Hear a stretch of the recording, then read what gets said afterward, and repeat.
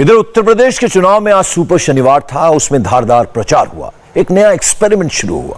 नेताओं के भाषण में विकास की बात 50% होती है और धर्म की बात भी 50% होती है। तो धर्म कितना चल रहा है, कर्म कितना चल रहा है? चुनाव की पिच तैयार हो गई है। इस पिच पर आज कैसे कैसे डायलॉग चले, इसको जरा समझते हैं।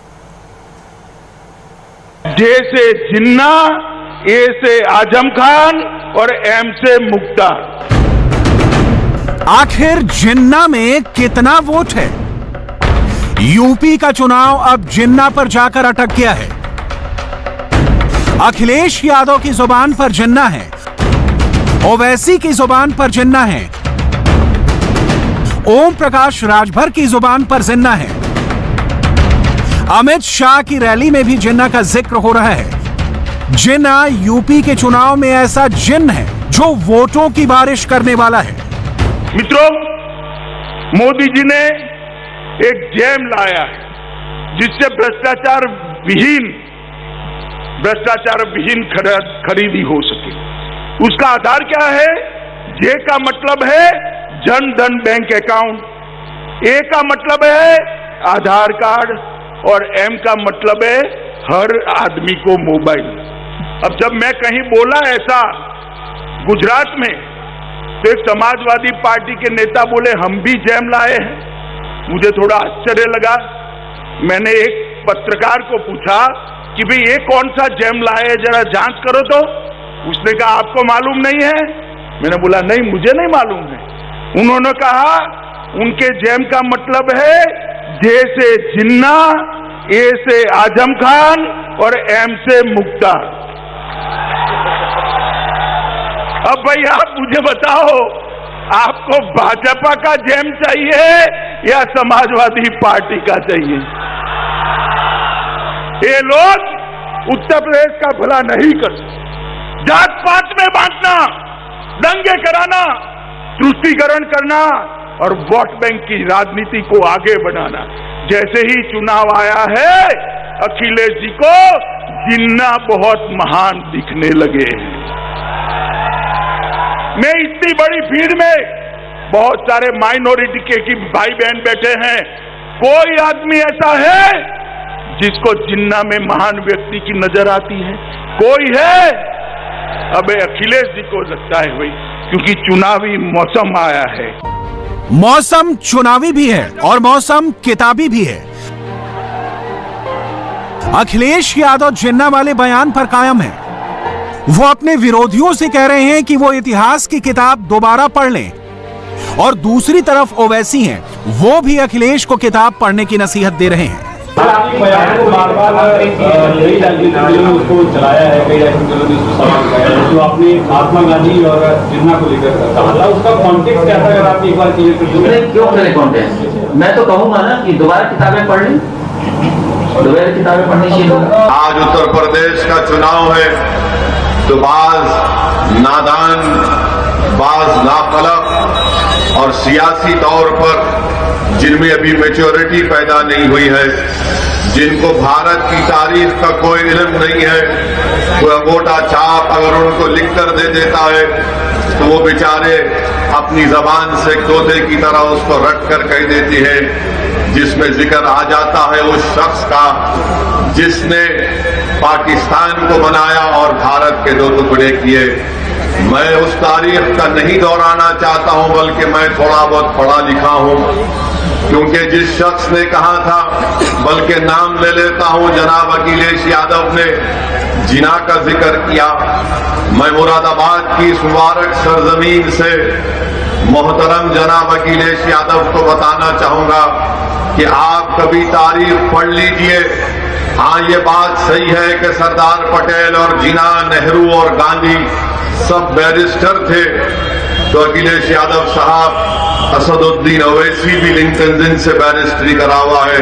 मैं आपको बताना जरूरी समझता हूं कि भारत को तोड़ने वाले का नाम, इस मुल्क को तोड़ने वाले का नाम और पाकिस्तान को बनाने वाले का नाम मोहम्मद अली जिन्ना था। आजकल सब जिन्ना के बारे में बात कर रहे हैं। कोई जनाब कह गए कि अगर फुला को वजीर आजम जिन्ना को बना दिया जाता तो भारत का का विभाजन नहीं होता। अरे आप तारीख को नहीं जानते, आखिर उत्तर प्रदेश के चुनाव में जिना कहां से आ गया मुझे समझ में नहीं आ रही। उत्तर प्रदेश के चुनाव में जिना कहां से आ गए, ये जिन कहां से पैदा हो गया हमको नहीं मालूम। इस जिन को तो हमने भगा दिया पाकिस्तान में, को के जाओ तुम, हम नहीं जाएंगे। ये भारत खाजा अजमेरी की सरजमी है, हम यहां पर रहेंगे, हम भारत को छोड़ के नहीं जाएंगे। मगर बोले जा रहे हैं, बोले जा रहे हैं, बोले जा रहे हैं। जिना की बात अगर करके समझते हैं तो उत्तर प्रदेश के मुसलमानों का वोट मिल जाएगा। अरे उत्तर प्रदेश के मुसलमानों ने एक फैसला ले लिया है, जिन्ना की हमारे पास ना कभी अहमियत थी ना रहेगी इंशाअल्लाह ताला। मगर ये लोग इनको भूल गए, जिना जिना तरफ इधर समाजवादी जिना, उनके साथी भी जिना, और बीजेपी को मौका मिल गया वो भी जिना। चुनाव आते ही इतिहास की किताबें खुल रही हैं, पन्ने पलटे जा रहे हैं और योगी आदित्यनाथ भी आजमगढ़ का इतिहास तलाशने में जुट गए हैं। जब आजमगढ़ में योगी आदित्यनाथ का भाषण हुआ तो उनके बैनर के पीछे लिखा था आजमगढ़, लेकिन अब ये ज्यादा दिन आजमगढ़ नहीं रहने वाला। योगी आदित्यनाथ ने एक बार फिर इशारा कर दिया है, आजमगढ़ का नया नाम आर्यमगढ़ कर देंगे, प्राचीन गौरव वाला इतिहास फिर से वापस लाएंगे। यह विश्वविद्यालय जो आज यहां पर जिसकी आधारशिला रखी जा रही है, यह विश्वविद्यालय आजमगढ़ को सचमुच आर्यमगढ़ बना ही देगा, इसमें अब कोई संदेह होना ही नहीं चाहिए। भाइयों बहनों, हम सबको इस बारे में जानना होगा, ये पहचान का संकट कौन लोग थे जो आपके सामने खड़ा किए थे। ये लोग वही थे जो जाति के नाम पर बांटने वाले थे, लेकिन अपने परिवार के लिए भरने वाले थे।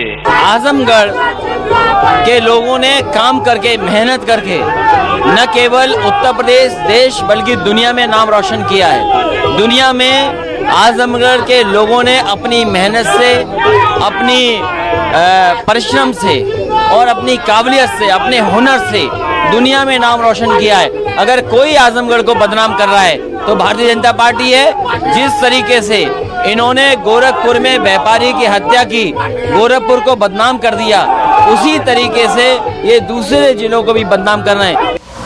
आजमगढ़ का नाम बदलकर उसको आर्यमगढ़ बनाना भी योगी आदित्यनाथ का ड्रीम प्रोजेक्ट है।